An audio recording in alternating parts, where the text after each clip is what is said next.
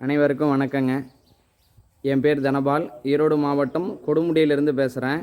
இப்போ பார்த்துட்டு இருக்கிறது கொங்கு நாட்டின் காங்கேயம் பசுக்கள் மற்றும் காளைகளை பராமரிக்கும் ஒரு சிறிய கோசாலை.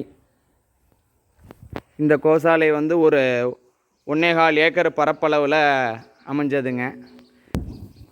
நம்ம கோசாலை அதனுடைய நோக்கம் என்னன்னு கேட்டிங்கன்னா, இந்த பசுக்கள்லேருந்து கிடைக்கக்கூடிய பால்களை பக்கத்தில் இருக்கக்கூடிய ஆலயங்களுக்கு அபிஷேகத்திற்கு நம்ம கொடுத்துக்கிட்டு வர்றோம்.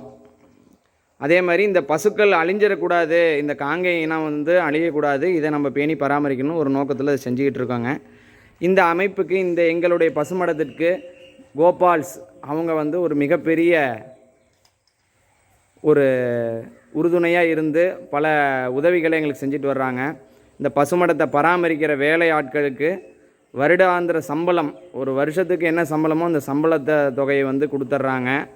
அப்புறம் பார்த்திங்கன்னா ஆடுகளுக்கு தேவையான பசுந்தீவனம் தயார் பண்ணுறதுக்கு போர்வெல் அமைச்சு கொடுத்துருக்காங்க. அதே மாதிரி இந்த பசுமாடுகள்லாம் இப்போ நிற்கிற இந்த காங்கிரீட் தளம் அவங்க தான் அமைச்சு கொடுத்துருக்காங்க. இதுக்கு முன்னாடி மண்ணு தரையாக இருந்தது. மழை காலத்தில் ஒரு சேரும் சகதியுமாக இருந்த பிரச்சனையாக இருந்தது. புண்ணு வந்துடுது, மாடு படுக்க முடியல, ஏகப்பட்ட சிக்கல் இருந்தது. இதெல்லாம் சொன்னோம், இதெல்லாம் செஞ்சு கொடுத்துருக்காங்க.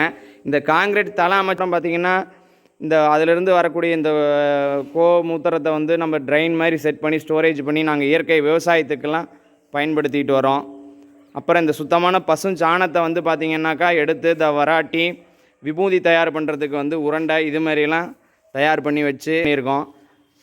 கோபால் ஸ்டீமுக்கும் அந்த அறக்கட்டளைக்கு நிதி வழங்கிய அத்தனை நல்லுள்ளங்களுக்கும் எங்களது பசுமடத்தின் சார்பாக மனமார்ந்த நன்றியை தெரிவித்துக் கொள்கிறோம். நீங்கள் எல்லாம் இன்புற்று வாழ்விலே எல்லா நலங்களும் பெற்று வாழ கோமாதாவையும் எல்லாம் வல்ல இறைவனையும் மனதார அனுதினமும் பிரார்த்தனை செய்கின்றோம். அனைவருக்கும் நன்றி. வந்தே கோமாதரம்.